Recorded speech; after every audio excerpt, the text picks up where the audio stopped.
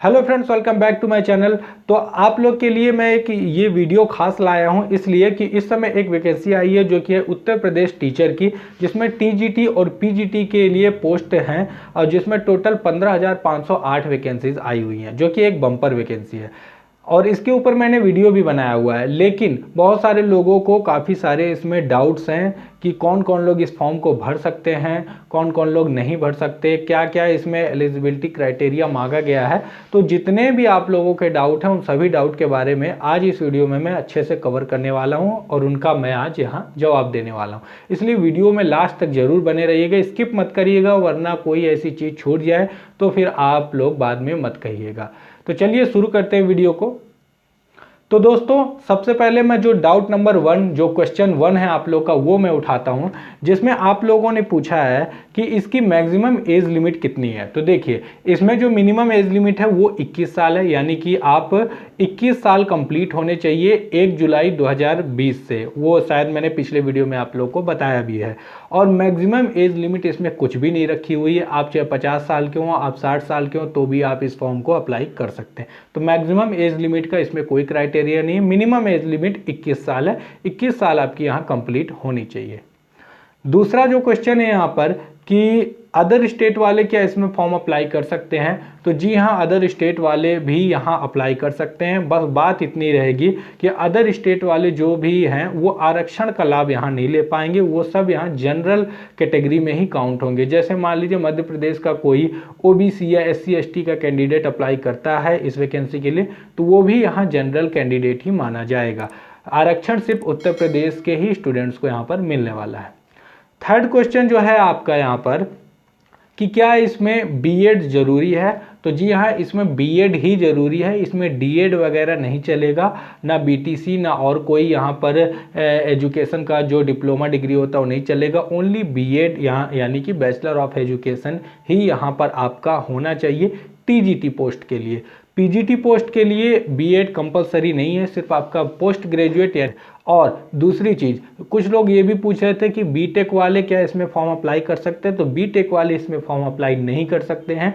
ये सिर्फ simple graduation यानी कि जो लोगों ने बीएड किया हुआ है बीएससी बीए बीकॉम के साथ, वो लोग टीजीटी के लिए अप्लाई करेंगे। और पीजीटी के लिए सिर्फ अगर आपके पास एमए एमएससी एमकॉम भी है तो आप इसे अप्लाई कर सकते हैं। अगर आपके पास बीएड है तो वो और भी अच्छा है, क्योंकि पीजीटी के लिए आपको कुछ इसमें बोनस मार्क्स मिल जाएंगे अगर आपके पास बीएड है तो।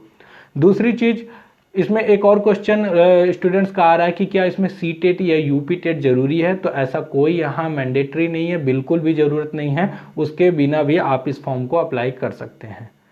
उसके बाद जो आपका एक क्वेश्चन आ रहा है कि हम अभी अपेयरिंग स्टूडेंट हैं, यानी कि अभी हमारा रिजल्ट नहीं आया हुआ है, हम बीएड के सेकेंड ईयर में हैं, तो क्या हम अप्लाई कर सकते हैं। तो जी नहीं, आप अप्लाई नहीं कर सकते हैं। अगर 27 नवंबर जो कि इसकी फॉर्म की लास्ट डेट है उसके पहले अगर आपका रिजल्ट आ जाता है तब आप अप्लाई कर सकते हैं, नहीं तो आप अप्लाई नहीं कर सकते। यहाँ बीएड कंप्लीट चाहिए, यानी कि आपका रिजल्ट आउट होना चाहिए। मार्कशीट भले बाद में आए वो चल जाएगा, लेकिन रिजल्ट जो है कंप्लीट रिजल्ट आपका यहाँ बीएड का होना चाहिए, तभी आप इस फॉर्म को अप्लाई कर सकते हैं। कोई भी अपेयरिंग कैंडिडेट इसमें अप्लाई नहीं करेंगे, इसलिए आप इस चीज़ को अभी से ही ध्यान रख लीजिएगा।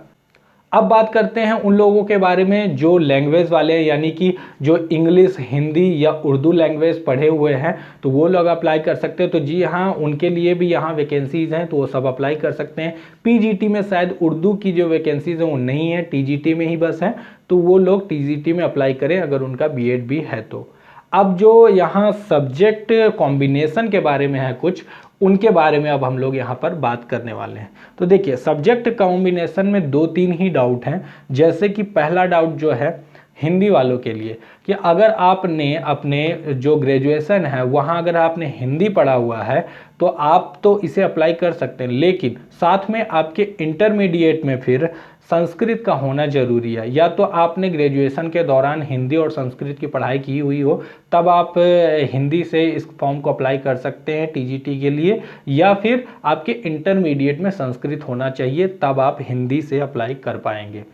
दूसरा जो है बायो वाले के लिए कि यहाँ फिजिक्स और केमिस्ट्री की तो शायद वैकेंसीज हैं, लेकिन शायद यहाँ बायो में बॉटनी या जूलॉजी के लिए यहाँ वैकेंसीज नहीं है। फिलहाल मैं देख ले रहा हूँ यहाँ पर, तो यहाँ जो दिख रहा है तो इंग्लिश, सामाजिक विज्ञान, जी हाँ, तो यहाँ आपके लिए गणित का है, गृह विज्ञान का, होम साइंस का है, यानी इंग्लिश का है, आर्ट का है, सामाजिक विज्ञान का भी है। तो जी हाँ, सोशल साइंस का जो है, जैसे पॉलिटिकल साइंस वाले अगर अप्लाई करना चाहते हैं या हिस्ट्री वाले अप्लाई करना चाहते हैं यहाँ पर, तो वो लोग अप्लाई कर सकते हैं किसके थ्रू, वो सभी इसमें एसएसटी के थ्रू ही गिने जाएंगे। यानी कि जैसे कि आपको मैं 1 मिनट आपको बता रहा हूँ यहाँ से देखकर कि जैसे कि आ गया, हाँ जी, जैसे सामाजिक विज्ञान है, एसएसटी से आप अप्लाई करना चाहते हैं, आप पॉलिटिकल साइंस आपने पढ़ा हुआ है, तो देखिए ये सब्जेक्ट कॉम्बिनेशन में 4 सब्जेक्ट यानी कि हिस्ट्री है, पॉलिटिकल साइंस है, जियोग्राफी है और इकोनॉमिक्स है,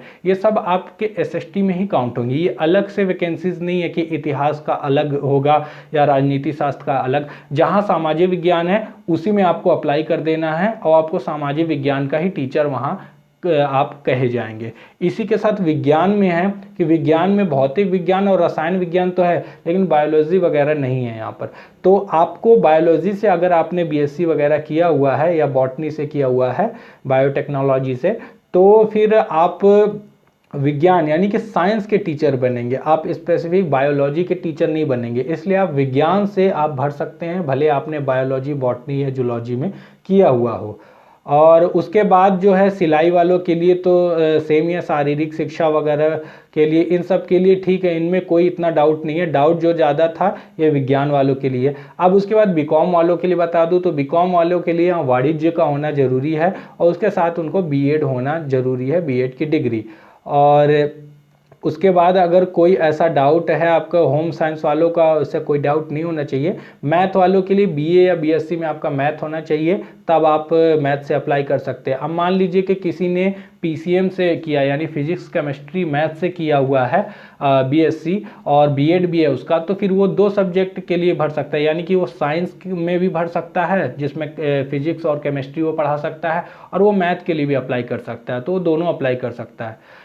एक डाउट और आप लोग के मन में होगा कि क्या हम टीजीटी और पीजीटी दोनों के लिए अप्लाई कर सकते हैं, तो जी हाँ, यहाँ कोई बाध्यता नहीं है। आप टीजीटी के लिए भी फॉर्म अप्लाई कर सकते हैं, पीजीटी के लिए भी फॉर्म अप्लाई कर सकते हैं। एग्जाम आपका ऑफलाइन होगा, ओएमआर सीट पर, नेगेटिव मार्किंग आपकी यहाँ नहीं होगी, तो इस चीज़ का भी ध्यान रखिएगा। और साथ साथ अच्छा एक और है कि यहाँ इंटरव्यू आपका नहीं होने वाला, सिर्फ आपका एग्ज़ाम होगा। और हाँ, सबसे बड़ा डाउट सिलेबस के मतलब सिलेबस से को लेकर है कि सिलेबस इसका क्या मैथ, रीजनिंग या जनरल नॉलेज इस टाइप की चीज़ें आएंगी जैसे एसएससी रेलवेज में पूछा जाता है। तो जी नहीं, यहाँ आप जिस भी सब्जेक्ट को यहाँ चुनेंगे आपके उसी सब्जेक्ट से रिलेटेड ही आपके 125 क्वेश्चन आएंगे, यानी कि जो प्रोफेशनल नॉलेज बोला जाता है, यानी कि आप जिस सब्जेक्ट, जैसे आपने हिंदी से भरा तो आपके हिंदी से रिलेटेड ही वहाँ क्वेश्चन 125 क्वेश्चन आएंगे और उसी का आपका एग्जाम होगा। अगर आप मैथ से भरते हैं तो मैथ के ही क्वेश्चन आएंगे, ऐसा नहीं है यहाँ रीजनिंग आएगा, जनरल नॉलेज, करंट अफेयर्स, ये सब चीज़ें यहाँ पर नहीं आने वाली। तो ये डाउट आप लोग अब से क्लियर कर लीजिएगा। और सिलेबस जो है वो टॉपिक वाइज उसका मैंने पीडीएफ टीजीटी वालों के लिए भी और पीजीटी वालों के लिए भी नीचे डिस्क्रिप्शन में दे दिया, वहां जाकर आप इसे डाउनलोड कर सकते हैं और वहां से पढ़ भी सकते हैं। और क्योंकि यहाँ जितने भी सब्जेक्ट हैं टीजीटी के अंतर्गत, जितने भी सब्जेक्ट आते हैं उन सभी का टॉपिक वाइज सिलेबस है, उसका पीडीएफ, और पीजीटी में भी जितने भी यहाँ सब्जेक्ट हैं उनका भी टॉपिक वाइज सिलेबस का पीडीएफ नीचे दिया हुआ है, तो वहाँ से जाकर आप इसे देख सकते हैं। तो अब आ जाते हैं दोस्त आपके एक और डाउट के बारे में कि क्या है बालक वर्ग और बालिका वर्ग। तो देखिए, बालक वर्ग का मतलब यहाँ ये है कि जितने भी मेल कैंडिडेट हैं वो बालक वर्ग में अप्लाई करेंगे और फीमेल कैंडिडेट जो हैं वो बालिका वर्ग में अप्लाई करेंगे। 2 में से किसी एक में ही आप यहाँ अप्लाई कर पाएंगे। तो इस चीज़ का डाउट भी आप अपने दिमाग से निकाल दीजिएगा। तो दोस्तों ये थे कुछ आपके डाउट जो कि मेरे ध्यान में आए, मैंने जो भी यहाँ स्पॉट किया वो मैंने लिख लिया था और उन्हीं डाउट के बारे में बता दिया। अगर इसके अलावा भी और कोई डाउट हो तो आप लोग वो भी कमेंट बॉक्स में बता दीजिएगा, उसके लिए भी मैं सारे डाउट इकट्ठा करके उसके भी कुछ क्वेश्चंस ऐसे ही तैयार करके एक और वीडियो जो इसका पार्ट 2 होगा वो मैं आप लोग के लिए बना दूंगा, तो बाकी के जो भी डाउट होंगे वो वहाँ क्लियर हो जाएंगे। और उम्मीद करता हूँ कि इसमें जो जो क्वेश्चन मैंने उठाए हैं उनके डाउट अब आपको क्लियर हो गए होंगे।